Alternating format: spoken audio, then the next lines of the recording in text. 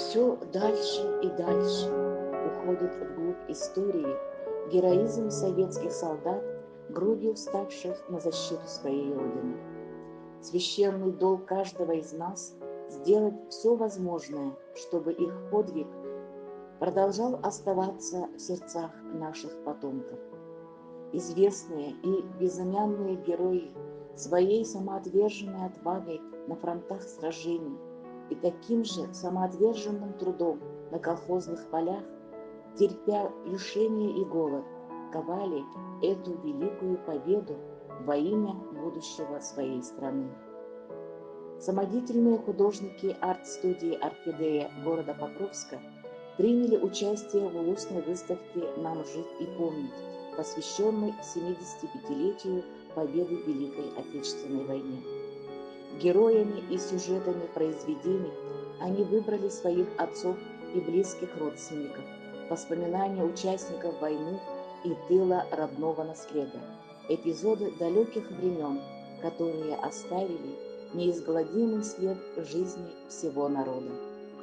Сообщение о вероломном нападении фашистской Германии жители Орджоникидзевского района, ныне Хангаласского улуса, узнали 22 июня 1941 года из телеграммы областного комитета ВКПБ. 23 июня в поселке Покровске состоялся митинг. За годы войны из Орджоникидзевского района было призвано 2194 человека. На картине преклонения Константиновой Ларисы Давыдовны отображен героизм и подвиг солдата-якутянина в лице первого героя Советского Союза Федора Кузьмича Попова. Федор Попов был уроженцем батаринского наследия Мигино-Кангаласского улуса, имел маджигарские корни. Перед уходом на войну почти каждый призывник ставил в родном Аласе в память о себе коновязь серьге. История гласит, что по пути на войну призывники отправляли свои письма-послания в берестяных туисках по реке Лени в надежде, что их найдут родные. Наша могучая река для некоторых из них стала последней дорогой из родного дома на фронт. Все мы знаем, каким неоценимым трудом и подвигом советского народа была достигнута эта победа. В далеком тылу женщины и дети, глубокие старики растили хлеб. Население Орджоникидзевского района жило и работало под лозунгом «Все для победы, все для фронта». Трудящийся народ, несмотря на трудности и лишения, с честью выполнили свой гражданский и патриотический долг, находясь в глубоком тылу. Никто не забыт, ничто не забыто. На картине «Проводы на войну» Константинова Людмила Прокопьевна изобразила своего отца Прокопия Алексеевича. Долина Эркени, село Актемцы. Летом 1941 года колхозница Степанида Григорьевна Константинова провожала на фронт старшего сына Прокопия Алексеевича. Провожали меня на войну, до дороги большой провожали. На село я прощально взглянул, и вдруг губы мои задрожали. Ничего б не случилось со мной, если б вдруг невзначай разрыдался. Я прощался с родной стороной, сам с собой, быть может, и прощался. Родной дядя Самсоновой Марфы Михайловны Ардахов Василий Николаевич 1917 года рождения, призывался на фронт в первые дни войны Чурапчинским районным военным комиссариатом. До войны работал трактористом, на фронте служил в танковой дивизии. Последнее письмо от Василия родители получили в сентябре 1941 года, а 9 марта 1942 года Василий погиб в неравном бою под городом Кировом и был захоронен в Тоснинском районе Ленинградской области. Сюжетом картины «Прощание с братом» служит рассказ отца Михаила Алексеевича дочери Марфи о последней встрече братьев Ардаховых. Уезжая на фронт, призывник Ардахов Василий Николаевич по пути встретил младшего брата Михаила, который возвращался со школы. И на прощание старший брат поднял пятиклассника Михаила на руки и, крепко обняв, поцеловал. Расстались они возле большой лиственницы, которая растет и по сей день возле дороги в местности Чебычах. Никто из братьев не догадывался, что это последняя их встреча, в том, что в этой жизни они расстаются навсегда. Спустя десятилетия, как память о брате-воине, Михаил Алексеевич построил свой дом рядом с той большой лиственницей. На своем полотне «Время, цикличность, жизнь» Долбараева Лариса Ивановна рассказывает о своем отце-фронтовике со второго жемконского наслега. В этом наслеге есть местность с причудливым названием Юттербес.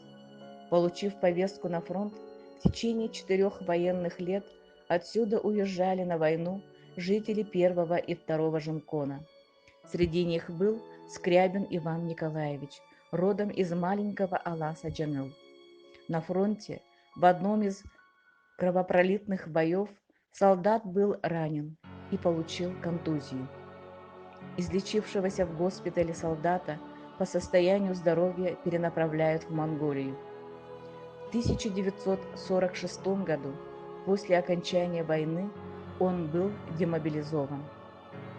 Приехав на родину, женился на любимой девушке Анисе Прокопьевне Борисовой и вместе с женой вырастили 6 детей. В 1971 году умер от полученных ран. На Великую Отечественную войну из Хангаласского улуса было призвано 2194 человека, из них 1134 навечно остались на фронтах войны. Из маленькой деревни Тумул было призвано 89 человек, остались на полях сражений 47. Из села Титары, бывшей Ямщицкой станции, было призвано 175, погибли 97 солдат. Наибольшее количество людей из района было призвано из Титаринского, Первого Можайгарского, Актемского, Кочекатского наслегов. В работе «Лето 41 года возле Кетеме» Архипова Галина Александровна изображает сбор можайгарских призывников на фронт. Долг каждого из нас сберечь и передать потомкам память о героизме, о жертвах ценою в жизнь нашего старшего поколения за свободу страны. Родной дядя Амбросовой Ольги Ивановны, Дмитрий Васильевич Амбросов, призывался на фронт в июле 1942 года. После прохождения снайперских курсов принял боевое крещение на Ленинградском фронте. В одном из ожесточенных боев из 30 бойцов уцелел только он один, тяжело раненый Дмитрий. После госпиталя снова на передовом в составе родного 374-го стрелкового полка. В 1944 году во время атаки получил тяжелое ранение и летом вернулся в родные края. На картине «Абагам» родной дядя изображен участник войны Дмитрий Васильевич Амбросов. Сестры Иринеева Ирина Иннокентьевна и Ирина Константиновна в картине «Фронтовой эшелон» изобразили старшего брата Дмитрия Иннокентьевича. Иринеев Дмитрий Иннокентьевич родился 15 октября 1920 года в селе Улахан-Ан. В 1938 году окончил курсы учителей и работал заведующим Адунской начальной школы. В 1943 году был призван на войну. Воевал командиром зенитно-пулеметного взвода в 54-м полку ПВО под Ржевом. Служил в Калининской области, Латвии, Литве, Белоруссии. День Победы встретил в станции Вирцуми в Латвии. После войны перенаправляют в Маньчжурию защищать эшелоны от японских авиаций. После демобилизации в 1946 году вернулся на родину. Долгое время жил и работал в Аймяконском районе. Врач, ветеран здравоохранения Егорова Светлана Егоровна в своей работе «75 лет Великой Победы» рассказывает о Великой Отечественной войне и родном дяде, погибшем на фронте. Алексеев Егор Иванович до призыва в армию работал в пожарной части города Якутска. Первый год войны получил повестку на фронт, воевал под Сталинградом и погиб в одном из боев. Спустя десятилетия родная сестра получает известие о награждении Егора Алексеева орденом Красной Звезды. Тысячи наших сыновей, братьев и отцов навечно остались в чужой стране, на полях сражений.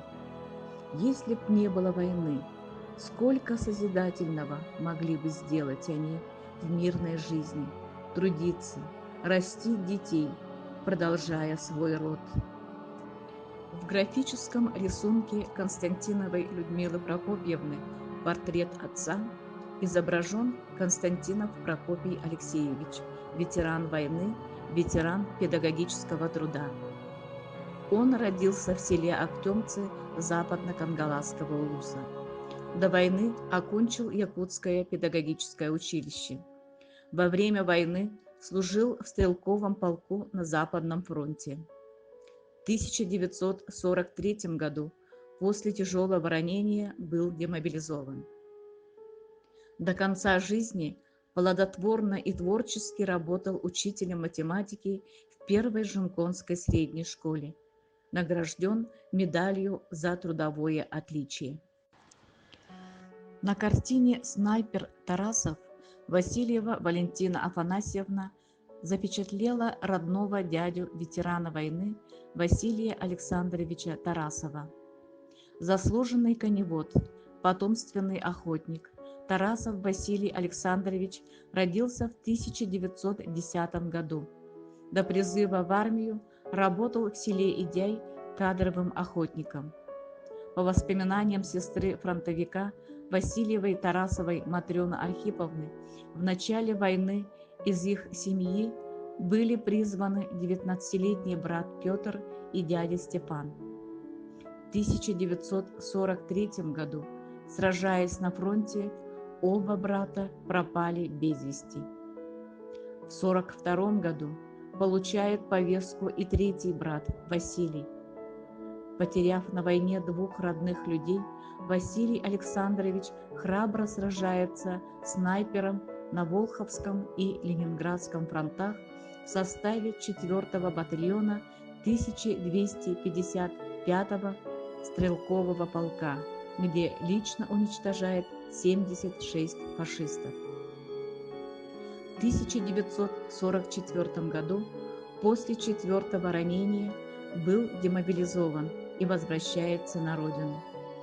После войны жил и работал бригадиром, коневодом, кадровым охотником в селе Идяй Орджоникидзевского района. Глава большой семьи вместе с супругой Лидией Яковлевной вырастили 4 детей, помогли в воспитании 9 внуков.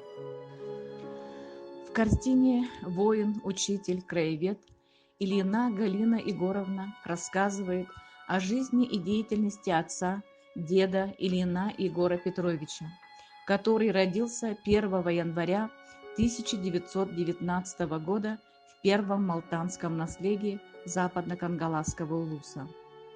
Егор Ильин до войны закончил педагогический техникум и работал учителем в Малтанской школе. В июне 1942 года, получив повестку, 60 сельчанами 23-летний учитель уезжает на фронт, покинув жену Александру Петровну и маленькую дочь Машу. До апреля воевал на Ленинградском фронте в составе 168-й стрелковой дивизии снайпером. Участвовал в обороне Ленинграда и во время оборонительных войн 3 раза был ранен. После 3-го тяжелого ранения был эвакуирован в глубокий тыл и после осмотра военной медицинской комиссии вернулся домой инвалидом 2-й группы. После войны в течение 32 лет работал в школах поселка Покровск, обучая детей краеведению, знаниям живой истории родного края. Вместе с детьми занимались туризмом. Создал прекрасный музей краеведения в Кылбастахской школе. Любил спорт, играл на музыкальных инструментах, умел фотографировать и занимался таксидермией. Вместе с женой они вырастили и воспитали 11 детей, которые достойно продолжают жизнь своих родителей. Потомок династии приленских ямщиков-Соколовых, Роднаева Соколова Валентина Михайловна, назвала свою работу «Ямщицкая станция Тойон-Ары. Ожидание». Небольшая деревня Тойон-Ары основана в 1743 году как ямщицкая станция Иркутско-Якутского почтового тракта. Сюда на государеву службу были направлены из России семьи Соколовых, Ивановых, Юрьевых, Шиловых. Дом ее дедушки Соколова Николая Алексеевича, участника Первой мировой войны, расположен на левом берегу Лены. В годы гражданской войны в Якутии дед был первым председателем колхоза «Красная скала», а в годы Второй мировой войны – бригадиром. Из этого дома он проводил на фронт 3 своих сыновей – Николая, Михаила и Григория. Вернулись 2 – Николай и Михаил. Из маленькой деревни на фронт ушли 20 молодых, сильных мужчин, а вернулись только 11. Младший Григорий попал в плен и после войны остался на Украине. Средний Михаил на войне под Сталинградом получил тяжелое ранение, и 9 мая, День Победы, он встретил в освобожденной Праге. На картине изображена жена старшего сына Соколова Николая Николаевича Аксинья Алексеевна Сергеева, которая в течение 3 долгих лет ждала с войны своего любимого мужа. Николай, демобилизованный после тяжелого ранения, в 1943 году в сопровождении военного медицинского работника вернулся на родину. Долгое время, пролечившись от полученных ран, вместе с семьей переезжает в село Бестях. Вместе с женой воспитали дочь Александру и сына Валерьяна. Сюжетом картины «Дети Трудового фронта 40-х годов» Самсоновой Марфы Михайловны послужило детство и отрочество родного отца Ардахова Михаила Алексеевича в годы войны в Татинском Улусе. Рано повзрослев, как и все дети войны, подростки заменили своих отцов и братьев, с ранней весны до глубокой осени, работая на колхозных полях, фермах, на сенокосе. В 1941 году за одно короткое лето школьная бригада выполнила свое социалистическое обязательство, поставив 1000 стогов сена. Питались плохо, да и еда была очень скудной. Давали только простоквашу с полынью, сок квашеной капусты. О мучном и мясе дети только мечтали. Событие, которое произошло в начале августа 1941 года, навсегда запомнилось всем школьникам, которые трудились на сенокосе. В разгар сенокосных работ дети увидели издалека более 20 всадников, скачущих прямо по скошенной траве. столпившись в кучу, подростки разглядели в конных людях своих отцов и братьев. Очень трогательно и горестно было смотреть, как прощались и крепко обнимались родные люди, плач и слезы девочек, тихие всхлипывания мальчиков. Эти всадники были первыми призывниками, кто ушел на войну. Для большинства подростков это была последняя встреча с отцами и братьями, так как больше половины призывников 1941 года навсегда остались на полях сражений Великой Отечественной войны.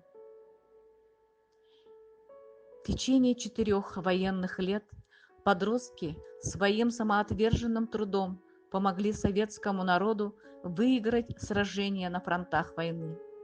Они заменили своих родителей, отцов, братьев, среди которых был и Михаил Ардахов.